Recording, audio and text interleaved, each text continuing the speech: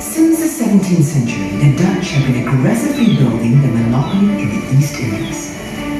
In a bid to break the Dutch stronghold, a 38-year-old British officer from the East India Company set sail into the eastern seas on board the Indiana. His name is Stamford Raffles, and he is determined to find that one free port on the seas.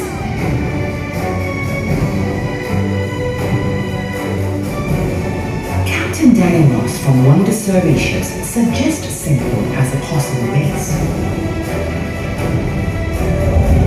Raffles decides to take a look at this seemingly unappealing island.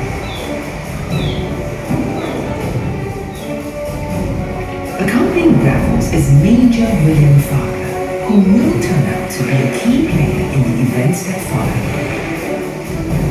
On 28 January 1819, Raffles and Farker set foot on the island and established ties with Abdul Rahman and Temenggong.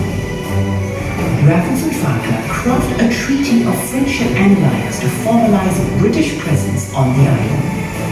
The Singapore Treaty is signed on 6 February at an elaborate ceremony appointing Tengku Long as the new Sultan of Singapore and permitting the British to set up a trading post on the island. In 9 days, Raffles and Farker changed the destiny of the region. And the vision Raffles has of Singapore as a great commercial emporium begins to take shape. Over the next 4 years, it will be Farker who shapes the growth of Singapore, from clearing mangrove swamps to constructing aqueducts for water supply to building roads and bridges. He is also credited with ridding the town of rats.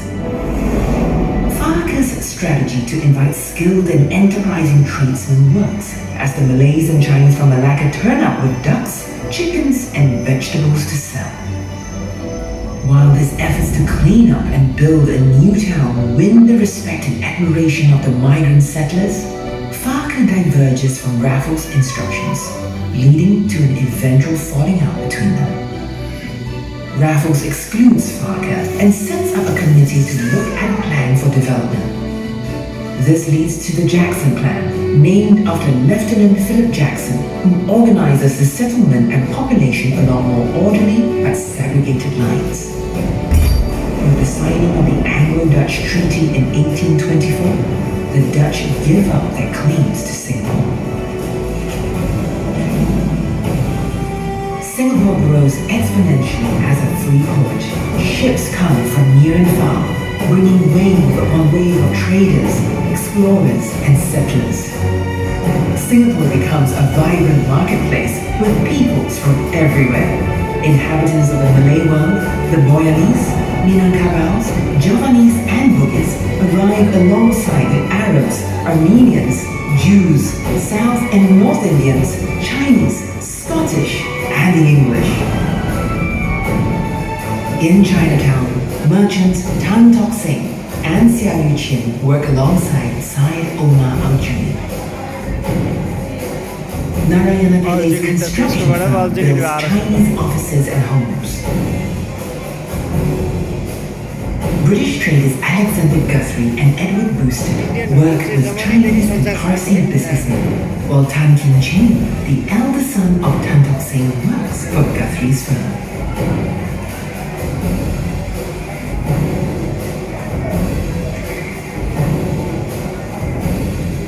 Hajar Fatima's vast land holdings are leased to the Chinese businessmen for spice farming. Munshi Abdullah comes from Malacca and is the writer who provides an extensive record of Singapore's early history.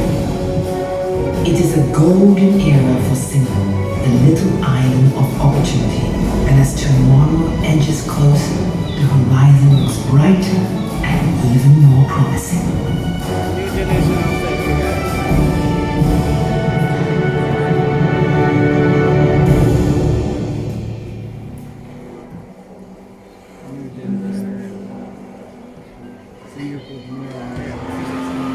The new Diana is not just a war vessel that helps fight piracy, she is also a symbol of change.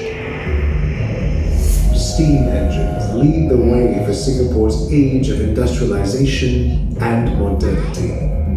And when the Suez Canal opens, everything kicks into high gear.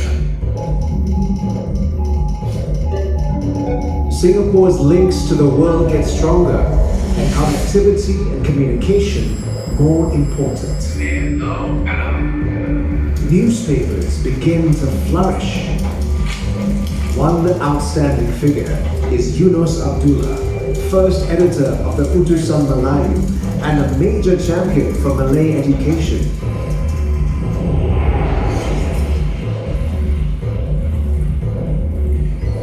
In 1923, the Causeway opens, bringing a new surge of trade from Malaya. By the time train services start, Singapore's status as an important hub is seen. With her strategic position and hard-working dock coolies, Singapore becomes the perfect global port.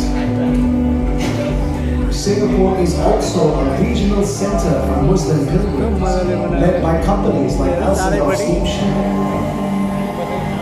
With every new connection comes improvements to city life. Businessman Tan Kim Seng starts an initiative to provide public waterworks, and later has a fountain erected in his name.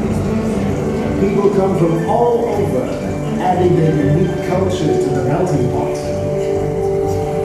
It's a dynamic era for diversity.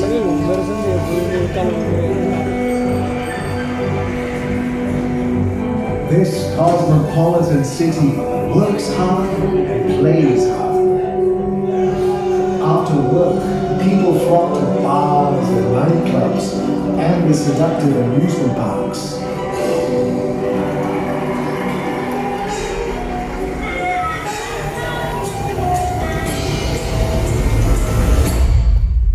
But beneath the shimmer and shine lurk darkness and disquiet.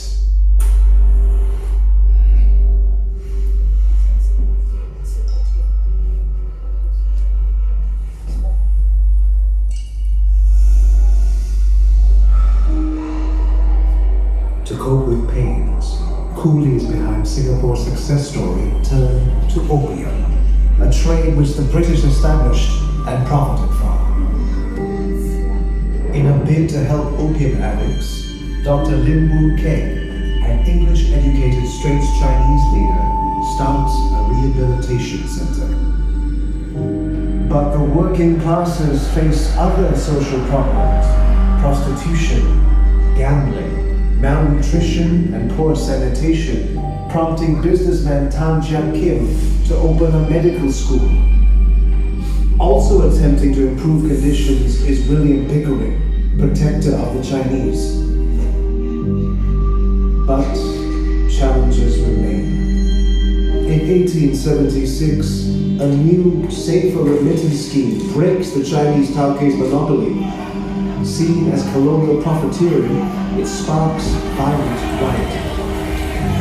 In 1915, another deadly event shatters Singapore. Sepoy soldiers being redeployed to Hong Kong worry that they will end up fighting fellow Muslims at the Western Front. Fanning this misinformation, coffee shop owner Qasim Mansour and the German prisoner of war Julius Lauterbach trigger off the 1915 Singapore Mutiny. Accounts record that the week-long mutiny results in 49 deaths, 56 mutineers killed, and 47 others executed.